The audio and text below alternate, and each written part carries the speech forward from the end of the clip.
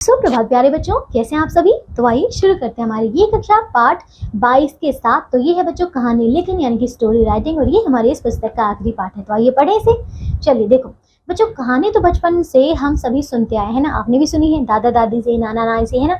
नाना नानी से, दादा दादी से कहानी सुनने का शौक सभी को होता है ना। आपने भी सुनी है। कहानियां जहाँ मनोरंजन करती है वहीं उनसे शिक्षा भी मिलती है। कहानी के द्वारा कठिन से कठिन बात को भी सरल ढंग से समझाया जा सकता है ना बच्चों।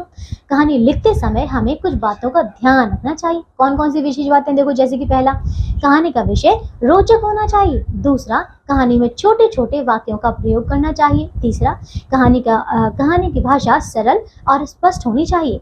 चौथा है, कहानी का शीर्षक छोटा होना चाहिए। समझ आए। तो ये बच्चों हमारी कुछ विशेष बातें हैं जब हम कहानी लिखें। ठीक है। अब कहानी दो तरह से लिखी जा सकती है। ठीक है। तो पहला है यहाँ पे कि चित्र तथा संकेतों के आधार पर, है ना, कि आपको चित्र दिए जाएंगे और कुछ संकेत दिए जाएंगे। दूसरा है सहायक शब्दों के आधार पर। ठीक है। अब बच्चों यहाँ आपको दोनों ही तरीकों से कहानी लिखना सिखाया जा रहा है। तो आइए इसे पढ़ें। देखिए, पहला है बच्चों चित्र तथा संकेतों के आधार पर कहानी लेखन। बच्चों यहाँ पे आप देख सकते हैं कुछ चित्र हमें दिए जा रहे हैं। ठीक है। पहले चित्र में क्या है, चिड़िया और बंदर का पेड़ पर रहना। तो ये दोनों क्या कर रहे हैं, पेड़ पर रह रहे हैं। फिर दूसरे चित्र में क्या है, बारिश में बंदर का भीगना और चिड़िया का घोंसले में आराम से बैठना, है ना। क्योंकि अब चिड़िया के पास घोंसला है, आराम से उसमें बैठी है, लेकिन बंदर क्या कर रहा है, बंदर तो भीग रहा है ना, उसके पास घर नहीं है। तीसरा चित्र देखिए, चिड़िया का बंदर को घर बनाने की सलाह देना, है ना। चिड़िया क्या कर रही है, उसको सलाह दे रही है। और चौथे चित्र में है कि बंदर का चिड़िया का घोंसला तोड़ना। जब उसे गुस्सा आ गया कि देखो छोटी सी चिड़िया मुझे ये उपदेश दे रही है, तो उसने देखो उसका भी घर तोड़ दिया। ठीक है। आइए अब पढ़ते हैं इसकी कहानी। नदी के किनारे एक पेड़ था। उस पेड़ पर एक बंदर रहता था और उसी पेड़ पर बच्चों चिड़िया का एक घोंसला भी था। एक बार बहुत जोर से बारिश आई। बंदर तो पूरा भीग गया और ठंड से कांपने लगा, लेकिन चिड़िया अपने घोंसले में आराम से बैठी रही। वह जरा भी नहीं भीगी, है ना। बारिश रुकने पर चिड़िया ने बंदर को सलाह दी। उसने कहा कि बंदर भैया, आप भी अपना एक घर बना लीजिए, फिर इस तरह आपको बारिश में भीगना नहीं पड़ेगा, है ना। वो उसको सलाह दे रही थी, भैया ऐसा कर लो। चिड़िया की बात सुनकर बंदर को गुस्सा आ गया, है ना, कि एक छोटी सी चिड़िया मुझे सलाह दे रही है। उसने गुस्से में चिड़िया का घोंसला तोड़ डाला। चिड़िया ची ची करती हुई वहां से उड़ गई। उसने दूसरे पेड़ पर अपना घोंसला फिर से बना लिया। वह खुशी से अपने नए घोंसले में रहने लगी। तो देखा आपने, ये थी बच्चों हमारी कहानी। अब इसमें देखो क्या है, यहाँ पे संकेत दिया है कि मूर्ख को उपदेश देने से अपना ही नुकसान होता है। जैसे कि यहाँ पे चिड़िया दे रही थी उपदेश, है ना। और परिश्रम करने वालों को कभी दुखी नहीं होना पड़ता, जैसे कि चिड़िया ने परिश्रम किया और फिर से अपना नया घोंसला बना लिया। ठीक है। अब आते हैं अगला। तो ये है सहायक शब्दों के आधार पर कहानी लेखन।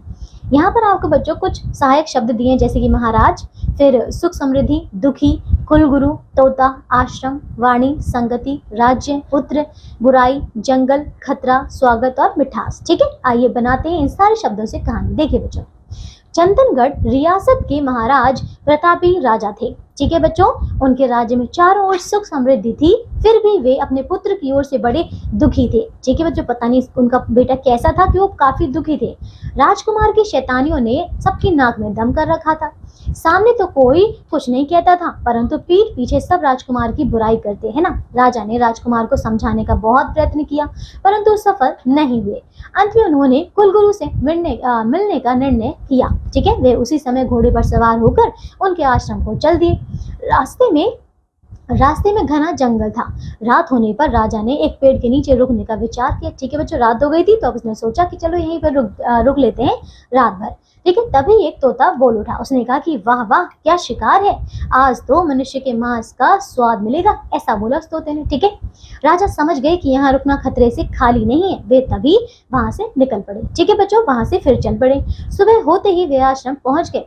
तभी एक आवाज आई। क्या आवाज आई बच्चों, कि आश्रम में अतिथि का स्वागत है, श्रीमान कहाँ से आ रहे हैं, ऐसा बोला। ठीक है। राजा ने देखा आश्रम के द्वार पर बैठा एक तोता उनसे बात कर रहा था, है ना बच्चों। ये भी एक तोता था, पर ये अच्छी बातें कह रहा था। तो राजा हैरान रह गए ना। उन्होंने कहा कि हे तोते, कल रात वन में भी मुझे एक तोते का स्वर सुनने को मिला। उसकी बातें मन में भय जगा देती थी, और तुम्हारी वाणी, आहा क्या मिठास है शब्दों में, है ना। क्योंकि एक बहुत अच्छा बोलता था, जबकि दूसरा बच्चों क्या कर रहा था, वो डरा रहा था इसको, है ना। ठीक है। तो तोते ने उदास स्वर में कहा कि क्षमा करें महाराज, मेरा वह भाई डाकुओं के राजा के साथ रहता है, इसीलिए वह ऐसी बातें करता है, परंतु मैं ऋषि के आश्रम में रहता हूँ, इसलिए इस जो दोष से मुक्त हूँ। ठीक है। और राजन जैसी संगति होती है, प्राणी वैसा ही बन जाता है। ठीक है। तो राजा को समझते देर नहीं लगी, उन्होंने घर लौटकर राजकुमार की संगति को सुधारना आरंभ कर दिया। कुछ ही समय में राजकुमार सबका प्रिय बन गए। तो देखा आपने, ये थी बच्चों हमारी एक बहुत ही अच्छी कहानी, और इस कहानी से हमें शिक्षा मिलती है कि अच्छी संगति मनुष्य को अच्छा आचरण सिखाती है। ठीक है। बस तो राजा ने जैसे जैसे संगति बदली तो राजा का बेटा भी सुधर गया। ठीक है। तो बस ये था हमारा पाठ बच्चों। अब आगे आपको यहाँ पे कुछ विषय दिए गए हैं, ठीक है, जिसमें कुछ चित्र भी है और कुछ बच्चों संकेत भी दिए गए हैं। ठीक है। तो इनकी सहायता से आपको सुंदर सुंदर बच्चों बहुत ही अच्छी कहानी बनानी है, जिसको पढ़कर आपको भी मजा आए। ठीक है। तो बस इसी के साथ हमारे ये पाठ और ये पुस्तक खत्म होती है। ठीक है। अब हम मिलते हैं बच्चों आपकी बड़ी कक्षा में, तो तब तक के लिए सारे पाठों को पढ़िएगा, अभ्यास के प्रश्नों को पूरा कीजिए और अच्छे से आपकी परीक्षाओं की तैयारी कीजिए। ओके बच्चों, तो अपना ध्यान रखिए। बाय।